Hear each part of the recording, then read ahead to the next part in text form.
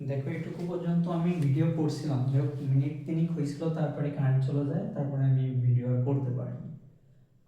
আমি বলছিলাম যে একটা সংখ্যাকে ডেসিমাল অর্থাৎ দশমিক থেকে আমরা কি কি পথে কোন কোন জায়গায় রূপান্তর করতে পারি। যেমন প্রথমত আমি চাইলে বাইনারি, অক্টাল এবং হেক্সাডেসিমাল, যার বাইনারির ভিত্তি 2, অক্টালের 8, হেক্সাডেসিমালের 16, এই তিনটা রূপান্তর আমি এখন দেখাবো। তো একটা সংখ্যা লিখছি, তার দুইটা অংশ আছে, একটা আছে পূর্ণাংশ আর একটা আছে ভগ্নাংশ। তো আমি পূর্ণাংশরে প্রথমে এটা ইউক্লিডীয় সিঁড়ি পদ্ধতির ধরনে আর কি সমাধান করব, একটু খেয়াল করলে বুঝতে পারবা। দেখো প্রথমত আমি এটুকু করছিলাম, তো ভিডিও ঠিকঠাক করতে পারিনি, বিদ্যুৎ চলে যায় যার কারণে। দেখো 2 দিয়ে 2, 5, 3 কে ভাগ করলে 1 to 6 অবশিষ্ট থাকে 1। এবার দেখো 2 দিয়ে যদি আবার 1 to 6 কে করো, তাহলে 6 3 হয়, ভাগশেষ থাকে না। 2 দিয়ে আবার 6 3 কে করো, কারণ দেখো এই 6 2 6 এর ভিতর 3 বার, 2 3 এর ভিতরে একবার যায়, কিন্তু অবশিষ্ট থাকে একটা 1। একইভাবে করবে এখানে, যদি তুমি 2 দিয়ে করো, দেখো 31 এর ভিতর 1 5 15, অবশিষ্ট থাকবে 1। কতবার গেছে দেখো, অবশিষ্ট আছে 1, গেছে 15 বার। এখন এই জায়গাতে আবার করো 2 দিয়ে, যদি 15 এর ভিতর 7 বার হয় 14, অবশিষ্ট থাকে 1। একইভাবে এখানে 2 দিয়ে করো 3 বার, 6, অবশিষ্ট 1। আবার দেখো একে 2 দিয়ে করলে একবার, অবশিষ্ট কিন্তু 1। সর্বশেষ 2 দিয়ে করলে 1 এর ভিতর আসলে 2 যায় না, তো এখানে আমি একটা শূন্য দিব, অবশিষ্ট হিসাবে 1 কে রাখবো। কি করব, অবশিষ্ট হিসাবে 1 কেই রাখবো। আর এই অঙ্ক করার সময় একটা জিনিস মাথায় রাখবা, যে এর সবচেয়ে নিচে একদম পাদদেশে এটা হয় হচ্ছে এম এস বি, অর্থাৎ মোস্ট সিগনিফিকেন্ট বিট। এটা হয় হলো এল এস বি, অর্থাৎ লোয়েস্ট সিগনিফিকেন্ট বিট। এটা লিখতে হয় নিচ থেকে উপরের দিকে, হ্যাঁ, নিচ থেকে উপরের দিকে। তো সেই প্রথা অনুসারে আমি এখানে অবশ্যই লিখব যে তোমার হলো 2 5 3, এটা 10 ভিত্তিক ছিল, এর অ্যান্সারটা আসবে নিচ দিক দিয়ে লিখব, তো 1 1 1 1 1 1 0 1, এটা 2 ভিত্তিক। কারণ আমার বাইনারিতে অলরেডি রূপান্তর হয়ে গেছে, আমি 2 ভিত্তিক রূপান্তর করছি। এটা ছিল আমার পূর্ণাংশ, এটা ছিল আমার কি পূর্ণাংশ। হ্যাঁ,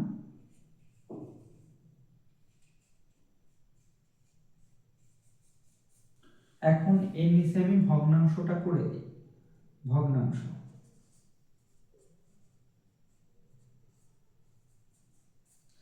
ভগ্নাংশ অনেকে অনেকভাবে শিখে, আমি একটু এইভাবে করে দিচ্ছি, দেখো আশা করি তোমাদের জন্য সহজ হবে। এখানে ছিল 0.47, এটা ছিল 10 ভিত্তিক, আমাকে করতে হবে 2 ভিত্তিক। তো এটা 2 ভিত্তিক করার জন্য প্রথমত তোমাকে কি করতে হবে, এই যে ভিত্তিতে রূপান্তর করবা সেই ভিত্তিতে পুরোটাকে গুণ করবা। এখন দেখো 0.47 গুণন হলো 2, এখন রেজাল্টটা কি আসে, 0.47 গুণন হলো 2, এখানে দেখো আসে হচ্ছে 0.94, কি আসে 0.94। এখানে দশমিকের আগে পূর্ণাংশ হিসাবে কিছু আসছে, আসেনি, তাই একটা শূন্য লিখব। এখন আবার যেটা আসছে ওকে গুণ করব, 0.94 গুণন আবার 2, দেখো 94 কে 2 দিয়ে গুণ করব, তখন হবে হচ্ছে 188, 188। তো 2 ঘর বামে দশমিক, তো এখানে দশমিক দিলাম। তাহলে এবার আমি পূর্ণাংশ হিসাবে পেয়েছি একটা 1, আর ভগ্নাংশ হিসাবে 0.88, যাকে আবার আমি 2 দিয়ে গুণ করব।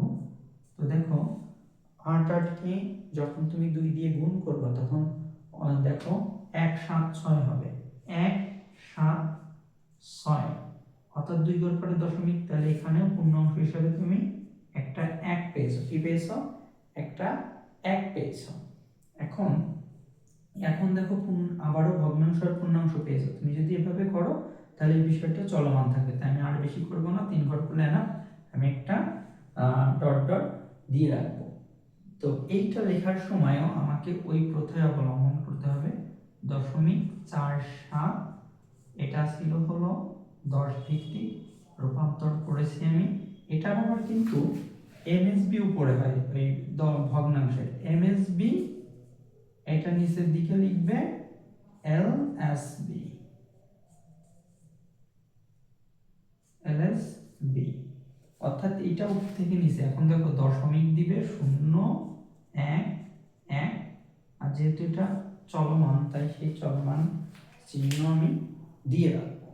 দেখো এটা অলরেডি কিন্তু দশমিক থেকে বাইনারিতে রূপান্তর হয়ে গেছে। এখন উভয় ক্ষেত্রে যখন তুমি লিখবা তখন এইভাবে সুন্দর করে লিখে দিবা যে 253.47, এটা 10 ভিত্তিক ছিল, 10 ভিত্তিক ছিল, রূপান্তর করেছ 2 ভিত্তিতে, তখন দেখো হয়েছিল 1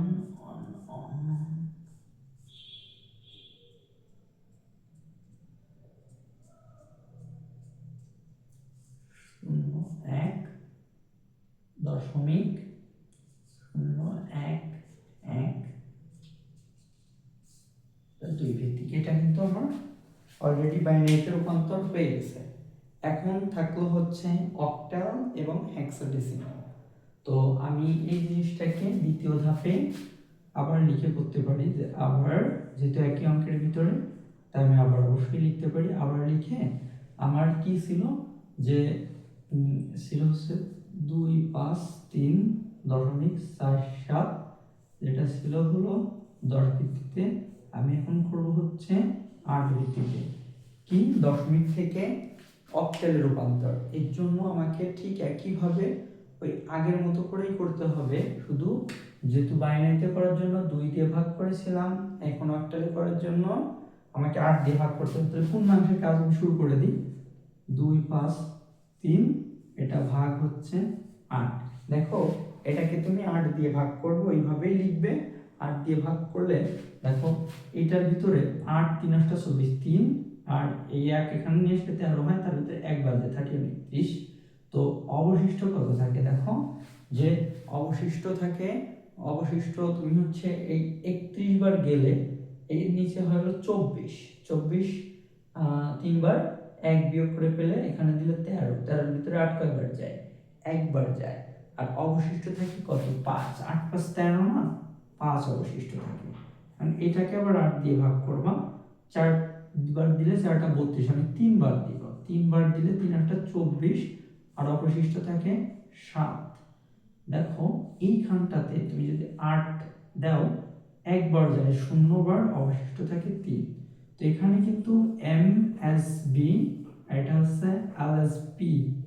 তো এল এস বি এটাই নিচ থেকে উপর দিকে লিখবা, তাহলে অবশ্যই তুমি এভাবে লিখতে পারো যে এখানে 253 10 ভিত্তিক ছিল, এটার সময় লিখবে 3 7 5, এটা কি হলো 8 ভিত্তিতে হলো, কি হয়েছে 3 7 5, 3 7 5 8 ভিত্তিতে। এখন এর একটু কাজ আছে, সেটা হচ্ছে দশমিক অংশটা আমি করে দিই। এই যদি তোমার দশমিক অংশটা করি, একটু খেয়াল করবা যে ভগ্নাংশটা আর কি, যে ছিল হচ্ছে 0.47, এটা ছিল 10 ভিত্তিতে, আমি রূপান্তর করব হচ্ছে 8 ভিত্তিতে। তো কি করা যাবে, একইভাবে 0.47 গুণ 8। যদি তুমি 4 7 কে দেখো, 7 8 56, 56 6, হাতে আমার 5, 4টা 32 আর 5 37, তাহলে 3 7 6, 2 ঘর করে দশমিক দাও। আর এই জায়গা থেকে তুমি অবশ্যই লিখতে পারবে, এত বড় দিব না, পাশে আর একটু করতে হবে, তো ছোট করে 3 লিখে দাও। 0.7 6 কে গুণ করো 8 দিয়ে, যদি 0.7 6 কে 8 দিয়ে গুণ করো, 0.7 6 গুণ 8 দাও, তাহলে তোমাকে এরকম আসবে 6.08। এখানে তুমি 6 পেয়ে গেলে। আবার 0.08 গুণ 8, 8 8 64, এখানে 64 পেয়ে যাবা। 0.64, অর্থাৎ এখানে 0। তো আর করার দরকার নেই, এটুকু করলে আশা করি, যেহেতু এখানে শূন্য হয়েছে, পূর্ণ অংশে শূন্য হয়ে গেলে আর তোমার করার দরকার নেই, এখানে স্টপ করে দিবা। এখানে এটা হচ্ছে MSB, আর এই নিচের দিকে আসবে LSB। দেখো দশমিকের পরে, দশমিকের ডান পাশে সংখ্যার পরে গিয়ে যদি শূন্য হয় তারপরে আর গ্রহণযোগ্য না, ওটা করার দরকার নেই। তাহলে তুমি এখানে পাচ্ছ হলো, দেখো যে 0.47, এটা ছিল 10 ভিত্তিতে, তুমি রূপান্তর করেছো কত, 8 ভিত্তি, তখন কি হয়েছে 360, এটা 8 ভিত্তি। তো টোটালি যে উত্তরটা আসে অক্টালে করলে সেটা আমি একটু দেখাই দিই। 253.47, এটা ছিল 10 ভিত্তিতে, তুমি রূপান্তর করেছো 8 ভিত্তিতে, তখন কি হয়েছে, তখন হয়েছে তোমার 375.360, এটা 8 ভিত্তিতে। আশা করি তুমি যদি এই অঙ্কগুলো এভাবে একটু খেয়াল করো এবং খুব সহজেই বুঝতে পারবে। আর যেহেতু এটা একটা ভিডিও ক্লাস, সো তুমি যে কোনো জায়গা থেকে ফিরে দেখতে পারো, একটু পিছন ফিরে দেখলে তখন আরো বুঝতে ক্লিয়ার হবে যে আমি কি বলছি, ঠিক আছে। আর সর্বশেষ থাকবো আমার হচ্ছে হেক্সাডেসিমালে রূপান্তর, এটা একটু দেখাই দিই তোমাকে। তাহলে আবারও আরেকবার আমি আবার লিখি, আবার লিখে কমা দিবে, কমা দিয়েছিল হচ্ছে দেখো 253.47, এটা 10 ভিত্তিতে ছিল, এখন রূপান্তর করবা হচ্ছে 16 ভিত্তিতে, অর্থাৎ হেক্সাডেসিমাল। তো হেক্সাডেসিমাল রূপান্তর করতে হলে একই প্রসেসিং, তুমি 253 এটাকে কত 16 দিয়ে ভাগ করবে। যখন 253কে তুমি 16 দিয়ে ভাগ করবা, তখন যে বিষয়টা হবে 253 কে 16 দিয়ে ভাগ করো, দেখো 16 দিয়ে ভাগ করলে এখানে যায় হচ্ছে 15 বার, অবশিষ্ট থাকে, তোমরা একটু ক্যালকুলেটর ধরে করে নাও। দেখো এখানে 16 দিয়ে যদি করো যায় 0 বার, অবশিষ্ট থাকে কত 15। পনেরোটা হেক্সাডেসিমালের রুলস আছে 10 থেকে 15 পর্যন্ত সংখ্যা লেখার।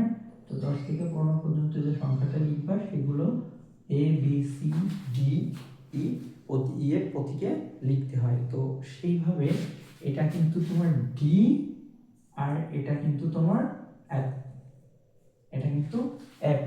তো এইটা হচ্ছে তোমার এই দিকে হচ্ছে MSB, মোস্ট সিগনিফিকেন্ট বিট, আর এটা হচ্ছে LSB। তো এই দিক থেকে উপরের দিকে লিখবা, তো এই দিক থেকে উপরের দিকে লিখবা। তো দেখো আমি একটু 253 10 ভিত্তিক ছিল, এটা 16 ভিত্তিতে সিস্টেম ভিত্তি। দেখো এখানে ছিল এরকম যে 253, এটা হচ্ছে 10 ভিত্তিতে রূপান্তর করেছি আমি FD, অর্থাৎ 16 ভিত্তিতে, এটা রূপান্তর করেছি কিসে, 16 ভিত্তিতে রূপান্তর করেছি। আচ্ছা 16 ভিত্তিতে রূপান্তর আমার পূর্ণ অংশের কাজ শেষ, এখন কি করব, ভগ্নাংশ ছিল 0.47, এটা আছে 10 ভিত্তিতে রূপান্তর করব কিসে, 16 ভিত্তিতে। তা আমি 0.47 গুণ হচ্ছে 16, তো 0.47, দেখো এই 0.47কে আমি 16 দিয়ে গুণ করলে এখানে 7 5 2 হবে, 7 5 2 হবে। তো আমি 2 হওয়ার পরে দশমিক দিয়ে দিব এবং এখানে লিখে দেব 7। একইভাবে 0.52 গুণ হচ্ছে 16, দশমিক এখানে 52 গুণ 16, এটা গুণ করো, গুণ করলে যেটা হবে তোমার 832 হবে। দেখো 8 3 2, তো এখানে 2 বার পরে 0.8 লিখতে পারো। এখন আবার দেখো যে আমি এই 0.32 কে 16 দিয়ে গুণ করব। 0.32 কে যদি তুমি 16 দিয়ে গুণ করো, তাহলে 0.32 কে 16 দিয়ে এখানে দেখো 0.32 গুণ 16, অর্থাৎ এখানে 512 হবে, 5 1 2, দশমিক দাও 2 ঘর পরে, আর এখানে 5 লিখে দাও। আমি আরেক ঘরও করি দেখি, 0.12 গুণ হচ্ছে 16, 0.52 এক, দেখো 0.12 গুণ 16, এখানে 192 হয়, 192, 2 ঘর পরে দশমিক দাও, এখানে 1, বিষয়টা হচ্ছে যদি তুমি আরো করো তো চলমান থাকবে, আমার আর দরকার নেই, আমি শেষ করে দিলাম। তো দেখো 0.47, এটা ছিল 10 ভিত্তিতে, আমি করেছি 16 ভিত্তিতে। এখানে কিন্তু এটা এমএসবি, আর এই দিকে হচ্ছে এলএসবি। হ্যাঁ, তো এখানে দশমিক দিবা 78551।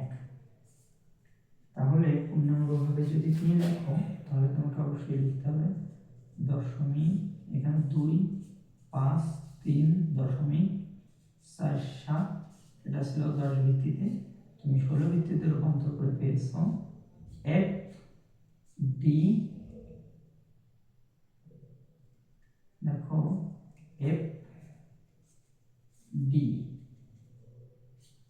78551, কত ভিত্তি? 16 ভিত্তি। দেখো এখন তোমাকে প্রত্যেকটা অঙ্ক করে পারার দরকার নেই, প্রত্যেকটা অঙ্ক করে তুমি যে কি করবে তার থেকে বড় বিষয়টা হচ্ছে তুমি একটা অঙ্ক সুন্দর করে দেখো। আমি যেটা করলাম যদি এই রুলসে করো, এইভাবে করো, অর্থাৎ এই ভিডিও তাইলেই শুধু তোমার উপকারে আসবে। দেখো এখানে পার্ট বাই পার্ট আমি 3টা রূপান্তর করে দিছি, এবং তুমি যদি এইভাবে করো একদম নিট অ্যান্ড ক্লিন, তোমার বুঝতে সুবিধা হবে যে আমি কোন অংশটুকু কোথায় আনবো আর কোন অংশটুকু কোথায় নিব আনবো, সবকিছু মিলিয়ে এখানে একটা আমার মনে করি যে এখানে একটা সুন্দর সমাধান দেওয়া আছে।